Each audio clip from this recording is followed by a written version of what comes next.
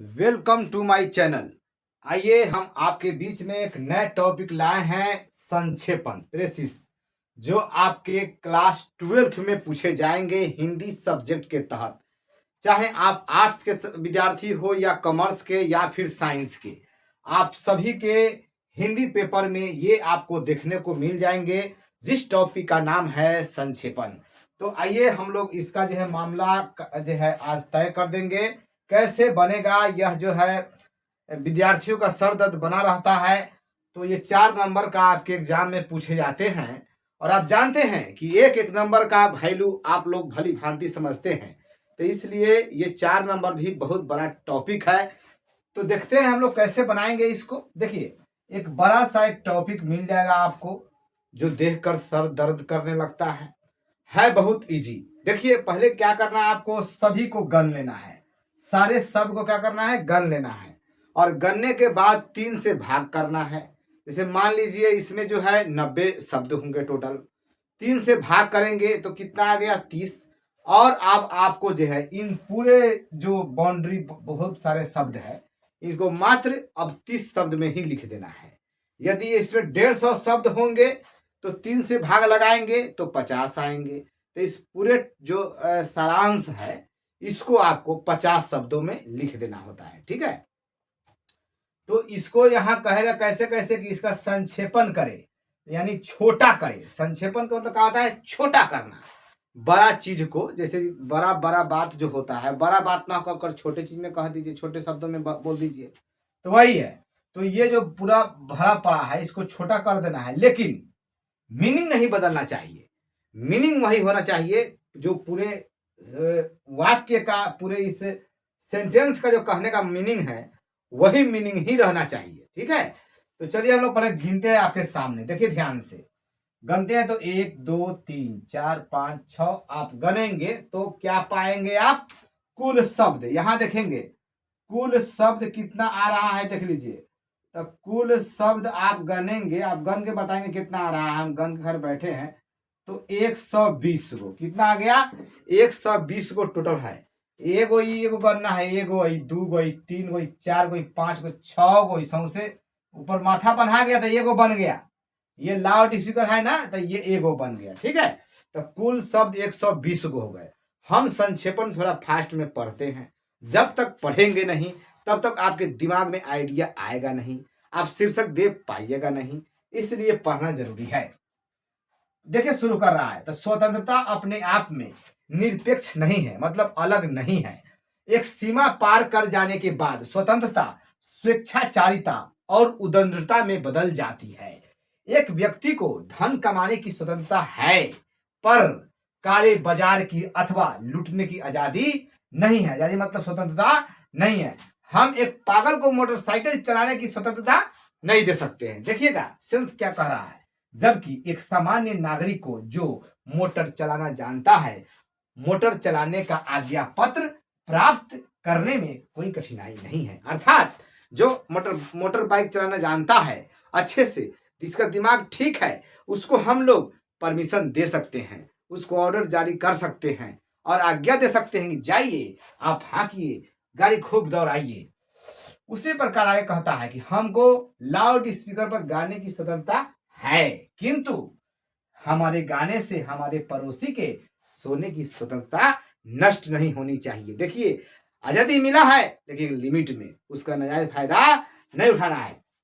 बहुत अच्छा ये शीर्षक है।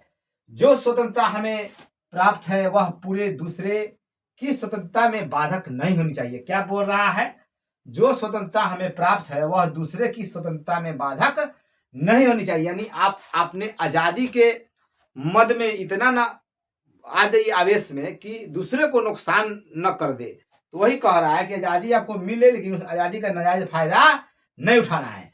हमें यह स्मरण रखना चाहिए, मतलब याद रखना चाहिए कि हर स्वतंत्रता के साथ एक दायित्व जो है, दायित्व मतलब एक जिम्मेवारी जुड़ा हुआ है। काफी ठंड है, इसलिए 100 लोग का जो है पढ़ना पड़ रहा है। आप लोग भी ठंड से बचते हुए पढ़िए, जैसे जैसे दिन कम होगा वैसे वैसे ठंड बढ़ेंगे भी। चलिए, तो हमने गाना था कुल शब्द कितना आ गया, 120। अब एगो देना होता है शीर्षक।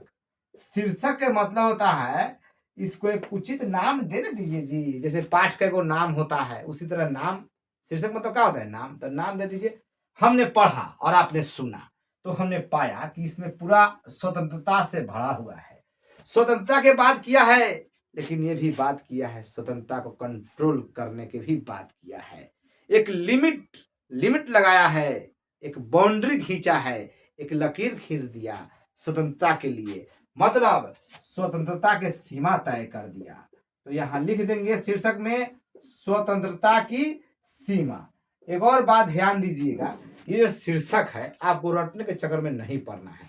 कोई जरूरी नहीं है कि शीर्षक यही रहेगा, इससे मिलता जुलता और बहुत सारे शीर्षक दिए जा सकते हैं, जैसे स्वतंत्रता की बाध्यता। तो ये सब हो जाएगा। चलिए ठीक है, अब चलिए यहां से अब लिखिएगा मेन चीज। तो यहां से अब लिखेंगे आप लोग। अब आपको लिखना क्या है, 3 से भाग कर दीजिए इसमें। तो 120 में 3 से भाग कर दीजिएगा तो कितना पाइएगा? 40। तो आपको जो होगा 40 शब्द के आसपास। इससे थोड़ा कम भी चले कोई दिक्कत नहीं है, 5 गो शब्द बढ़ भी जाइएगा तो कोई दिक्कत नहीं है। इसलिए अब लिखिए ऐसा मीनिंग में। तो कहेंगे हम लोग यहां से, यहां देखिए लिख रहे हैं हम, स्वतंत्रता एक सीमा में ही अच्छी लगती है। इसके,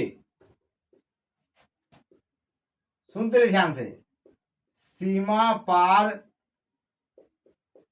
करने पर, यहां देखिए बोलता है स्वतंत्रता की सीमा पार करने के बाद स्वेच्छाचारिता और उदंडता में बदले। दोनों को मीनिंग लगभग लगभग एक ही है, तो एक ही वर्ड यूज करिए। इसके सीमा पार करने पर यह उदंडता में बदल जाती है। बदल, यह जो है सारे बातों का एक ही निचोड़ बोल दिया एक ही जगह। उसके बाद जो है यहां योग्यता के बात किया है, तो आप लिख सकते हैं योग्य व्यक्ति को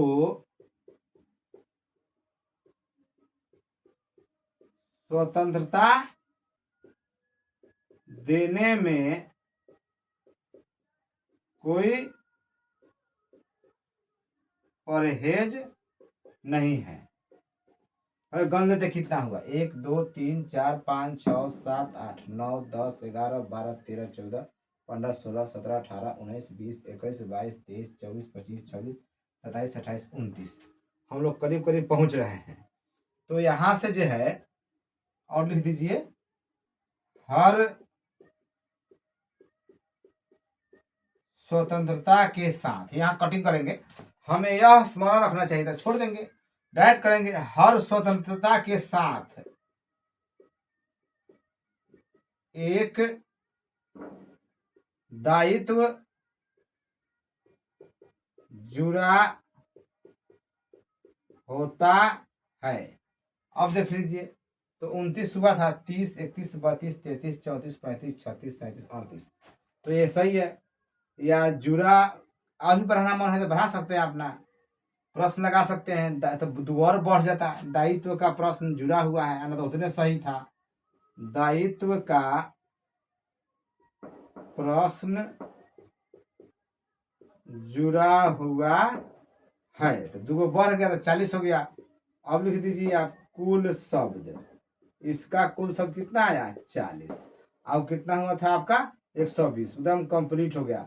अगर ये 41 भी रहेगा तो कोई दिक्कत नहीं है, 38 भी रहेगा तो और अच्छा है, 45 तक भी चल जाएगा, 2-3 शब्द बढ़ भी जाए तो कोई दिक्कत नहीं है।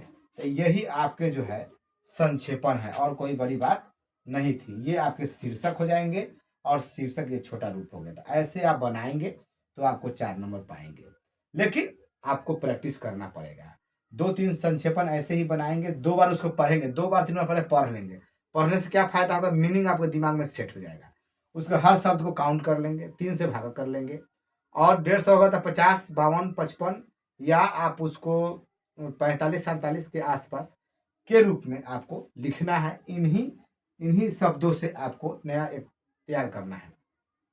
और ये संक्षेपण ही कोई पढ़ ले तो इस सब का मीनिंग इसमें आ जाना चाहिए, मीनिंग बदलना नहीं चाहिए। अपने शब्दों का जो है अपने शब्दों में आप इसको जोड़ तोड़ कर सकते हैं, बशर्ते ध्यान रखना है कि मीनिंग चेंज नहीं होना चाहिए। तो चलिए ठीक है, मिलते हैं अगले टॉपिक के साथ। धन्यवाद।